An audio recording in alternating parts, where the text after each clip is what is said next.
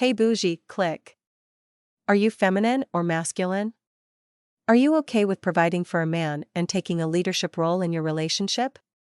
If you don't like masculine men, this behavior might be okay, but if you are a woman who wants a manly man, you are doing yourself a disservice.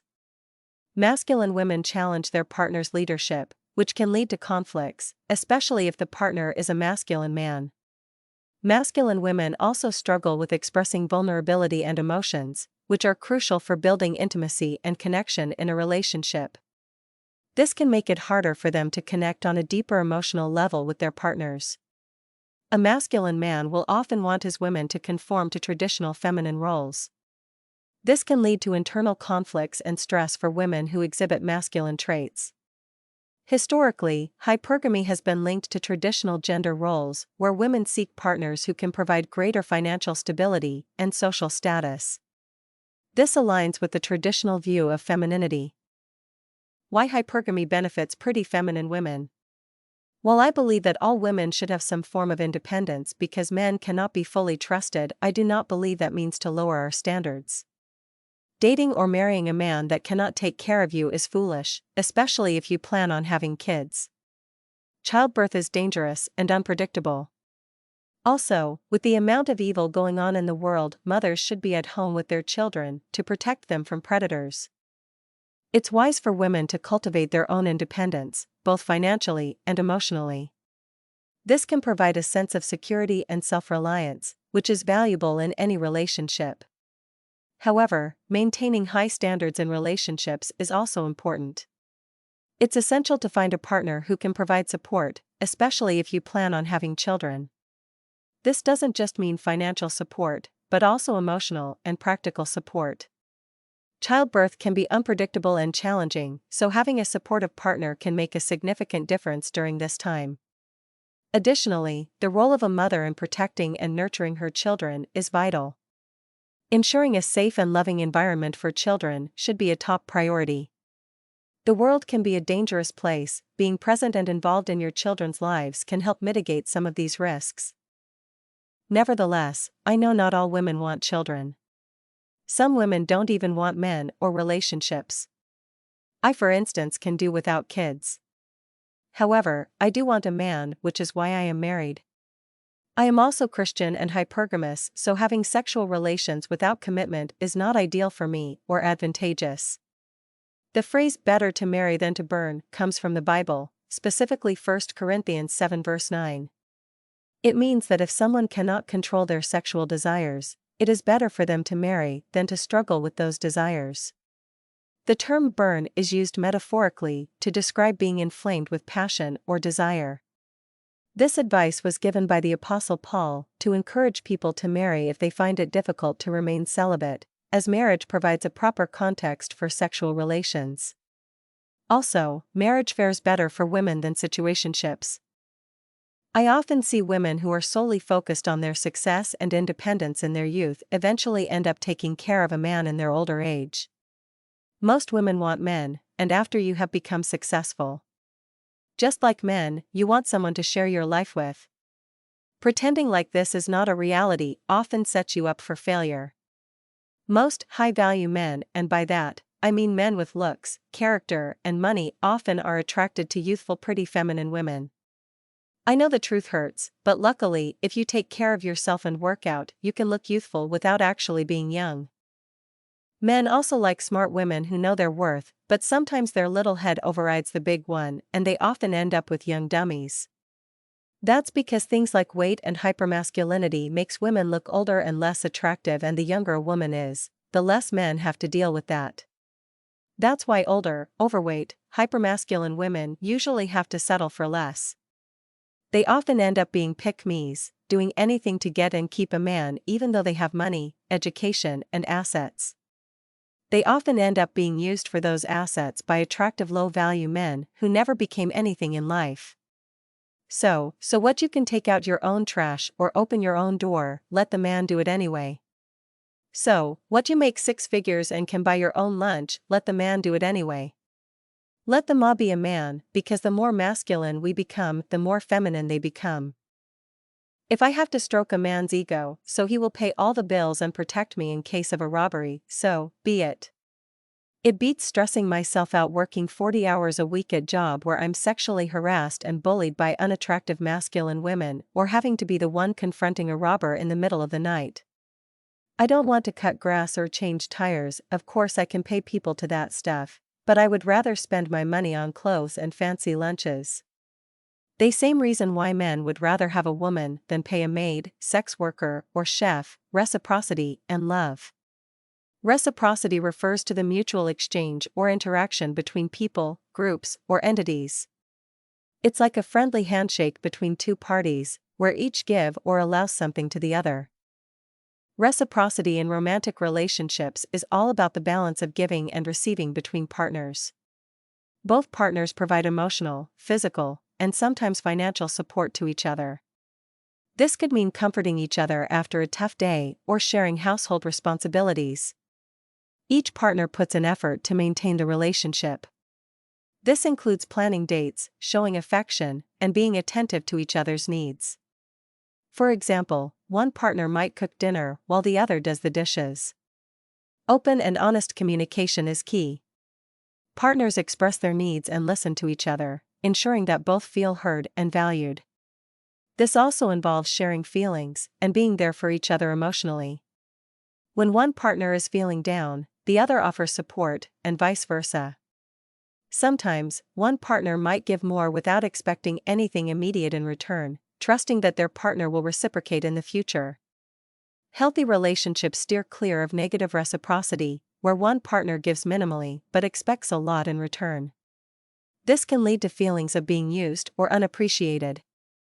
In essence, reciprocity in romantic relationships ensures that both partners feel valued, supported, and loved, creating a strong and healthy bond. Hypergamy allows everyone to get what they deserve. Hypergamy refers to the practice of marrying or forming a relationship with someone of a higher social, economic, or educational status than oneself. This concept is rooted in evolutionary psychology, suggesting that women historically sought partners who could provide better resources and protection. It is often colloquially referred to as marrying up or dating up. But none of this means you cannot work and make your own money. Key points about hypergamy. Social status: it involves seeking a partner who has a higher social standing or more resources. Economic stability: often, the focus is on finding a partner who can provide greater financial security and stability. Educational background: sometimes, it also includes looking for a partner with a higher level of education or intellectual capability. Resource provision: ensuring that their partner can provide resources can be seen as a way to secure a better future for themselves and potential offspring. Origins and usage. The term comes from the Greek words hyper, above, and gamos, marriage. It has been used in social sciences to describe mating patterns and partner selection strategies. Implications in relationships. Strategic partner selection: hypergamy can influence how individuals choose their partners, often prioritizing long-term security and stability. Societal norms: it reflects and sometimes challenges societal norms and expectations about gender roles and relationships. Hypergamy can offer several benefits for women, particularly in terms of security, stability, and overall well-being. Here are some reasons why hypergamy might be considered advantageous. Financial security. Economic stability: marrying or partnering with someone of higher economic status can provide financial security, reducing stress and uncertainty about the future. Resource access: it can offer access to better resources, such as housing, healthcare, and education, which can improve quality of life. Social mobility. Elevated social status: hypergamy can help women elevate their social status, gaining access to higher social circles and opportunities that might not have been available otherwise. Networking opportunities: being part of a higher social stratum can open doors to valuable connections and networks, enhancing personal and professional growth. Improved quality of life. Better living conditions: partnering with someone who has more resources can lead to a more comfortable and luxurious lifestyle. Enhanced opportunities: it can provide opportunities for travel, education, and experiences that contribute to personal development and fulfillment. Stability and security. Long-term stability. A partner with greater resources and stability can offer a more secure and predictable future, which is particularly important for long-term planning and family life. Protection and support. Having a partner who can provide protection and support can enhance a woman's sense of safety and well-being. Evolutionary and psychological factors. Survival instincts. From an evolutionary perspective, hypergamy can be seen as a strategy to ensure the survival and success of offspring by securing the best possible resources and protection. Psychological comfort. Knowing that one's partner can provide and support can lead to greater psychological comfort and reduced anxiety about the future. In a hypergamous lifestyle, the focus is often on finding a partner who can provide greater social, economic, or resource stability. Here are some reasons why women should prioritize their own needs over men's preferences in this context. Personal fulfillment. Self-advocacy. Prioritizing your own needs ensures that you are advocating for your own happiness and well-being. This can lead to a more fulfilling and satisfying life. Empowerment. Focusing on your own goals and desires can be empowering, helping you to build confidence and self-esteem. Strategic partner selection. Long-term security. By prioritizing your needs, you can select a partner who offers long-term security and stability, which can be crucial for your future well-being. Resource maximization. Ensuring that your partner can provide the resources you need can help you achieve your personal and professional goals more effectively. Societal expectations and pressures. Navigating social norms. In many societies, women are often expected to prioritize their partner's needs. By focusing on your own needs, you can challenge these norms and advocate for a more balanced relationship dynamic. Breaking stereotypes. Prioritizing your own needs can help break down stereotypes about women's roles in relationships, promoting greater equality and mutual respect. Emotional and mental health. Avoiding resentment. When you prioritize your own needs, you are less likely to feel resentful or unfulfilled in your relationship, which can lead to a healthier and more positive dynamic. Maintaining independence. Focusing on your own needs helps you maintain your independence and sense of self, which is important for your overall mental and emotional health. In the context of hypergamy, women should not discuss their own income for several reasons. Maintaining traditional gender roles. Perception of femininity. In some cultures and social circles, traditional gender roles are still valued, where men are seen as the primary providers. Discussing one's own income might challenge these roles and potentially make some men feel emasculated. Attraction dynamics. Hypergamy often involves women seeking partners they can look up to in terms of status and resources. Revealing a high income might disrupt this dynamic. Avoiding intimidation. Intimidation factor. Some men might feel intimidated or insecure if they perceive their partner as financially superior. This can affect the balance of power and attraction in the relationship. Ego and pride. Men who value their role as providers might feel their ego and pride are challenged if their partner earns more. Strategic partner selection. Focus on partners' resources. By not discussing their own income, women can keep the focus on their partner's ability to provide and support, which aligns with the goals of hypergamy. Ensuring compatibility. This approach can help ensure that the partner is genuinely interested in providing and supporting, rather than relying on the woman's income. Social and cultural expectations. Societal norms. In many societies, there is still an expectation that men should be the primary earners. Discussing one's own income might go against these societal norms and expectations. Cultural sensitivity. Being sensitive to cultural norms and expectations can help maintain harmony and mutual respect in the relationship. Living above your partner's means in a hypergamous relationship, even if you can afford it, can lead to several challenges and potential issues. If you desire more, it is better to just find a man who can afford it. Here are some reasons why. Financial strain and resentment. Pressure on partner. Living beyond your partner's means can create financial pressure and stress for them, potentially leading to resentment and tension in the relationship. Imbalance. It can create an imbalance where one partner feels they are not contributing equally, which can affect their self-esteem and sense of worth. Power dynamics. Dependency. If one partner consistently covers expenses beyond the other's means, it can lead to a dependency dynamic that might not be healthy in the long run.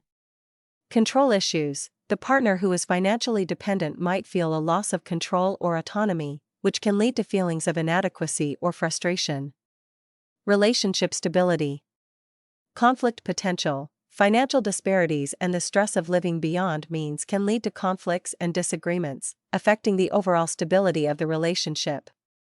Long-term viability. For a relationship to thrive long-term, it's important that both partners feel comfortable and secure with their financial contributions and lifestyle. Social and emotional impact.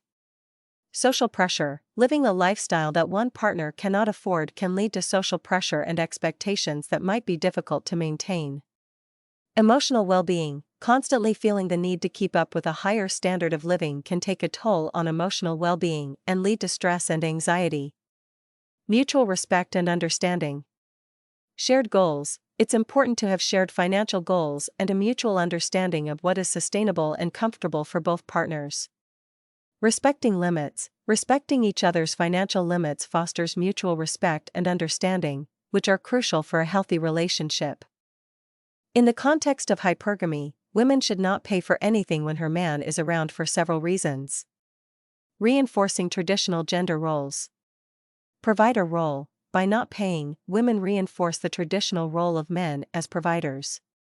This can align with the expectations of hypergamous relationships, where men are seen as the primary earners and supporters. Femininity and attraction. Some believe that allowing men to pay can enhance their sense of masculinity and make them feel more needed and appreciated, which can strengthen attraction. Testing commitment and generosity. Investment in the relationship. When men consistently pay, it can be seen as a sign of their commitment and willingness to invest in the relationship. Generosity indicator. A man's willingness to pay can be an indicator of his generosity and ability to provide, which are important traits in hypergamous relationships. Maintaining power dynamics. Financial independence. By not contributing financially, women can maintain a certain power dynamic where they are not financially dependent on their partner, but also not contributing to the financial burden. Avoiding resentment. This approach can help avoid potential resentment or power struggles that might arise if financial contributions are unequal or if the woman earns more. Social and cultural expectations. Societal norms. In many cultures, it is still expected that men should pay for dates and other expenses. Adhering to these norms can help maintain social harmony and meet societal expectations. Cultural sensitivity. Being sensitive to cultural norms and expectations can help in building a respectful and understanding relationship. Maintaining balanced power dynamics in a relationship doesn't necessarily mean avoiding payment altogether. Here are some strategies to consider. Non-financial contributions. Acts of service. Contribute through non-financial means, such as cooking meals, planning activities, or taking care of household chores. These acts can balance out financial contributions. Emotional support. Providing emotional support and being there for your partner during tough times is invaluable and helps maintain a balanced dynamic. Mutual decision-making. Joint decisions. Make financial decisions together, whether it's about budgeting, saving, or spending. This fosters a sense of partnership and equality. Goal setting. Set financial goals as a couple and work towards them together. This can include saving for a vacation, buying a home, or investing. Celebrating independence. Personal finances. Maintain separate bank accounts for personal expenses while having a joint account for shared expenses. This allows for financial independence while still contributing to the relationship. Encouraging growth. Support each other's personal and professional growth. Celebrate achievements and encourage each other to pursue individual goals. Compromise and flexibility. Adaptability. Be willing to adapt and compromise based on changing circumstances. If one partner is temporarily unable to contribute financially, the other can step in, and vice versa. Fairness. Strive for fairness rather than strict equality. Sometimes, one partner might contribute more financially while the other contributes more in other ways. By incorporating these strategies, you can maintain balanced power dynamics in your relationship without avoiding payment altogether. It's all about finding what works best for both partners and ensuring mutual respect and understanding. In hypergamous partner selection, women often consider a variety of factors beyond just financial stability and social status. Here are some key considerations. Ambition and drive. Future potential. Women may look for partners who are ambitious and have the drive to achieve more in the future, ensuring long-term stability and growth. Career success. A partner's current career success can be an indicator of their ability to provide and support. Intelligence and education. Intellectual compatibility. Shared intellectual interests and a similar level of education can be important for meaningful conversations and mutual respect. Problem-solving skills. Intelligence often correlates with better problem-solving skills, which can be crucial in navigating life's challenges together. Emotional stability and maturity. Emotional support. A partner who is emotionally stable and mature can provide better support and understanding in the relationship. Conflict resolution. Emotional maturity helps in resolving conflicts effectively, leading to a healthier relationship dynamic. Physical attractiveness. Initial attraction. Physical attractiveness can play a significant role in initial attraction and chemistry. Health indicators. Physical fitness and health can be indicators of a partner's overall well-being and lifestyle. Social skills and charisma. Networking ability. A partner with good social skills and charisma can navigate social situations effectively, which can be beneficial for both personal and professional growth. Likability. Being well-liked and respected by others can enhance a partner's social standing and influence. Shared values and goals. Long-term compatibility. Shared values and life goals are crucial for long-term compatibility and mutual support. Family orientation. For those considering starting a family, a partner's views on family and parenting can be important. Cultural and social background. Cultural compatibility. Similar cultural backgrounds can ease understanding and reduce potential conflicts. Social circles. A partner's social circle and family background can influence the relationship dynamics and social standing. What do you think? Are taking a masculine role in your relationship? Let me know in the comment section. Stay bougie.